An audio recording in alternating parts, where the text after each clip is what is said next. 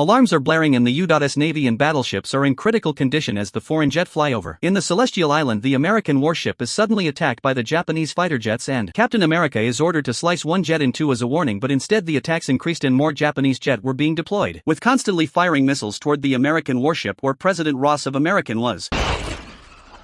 And immediately released defense system which made conflict growing even bad over adamantium. Just a few days earlier, when Ross proposed international treaty to regulate mining of adamantium from Japanese territory.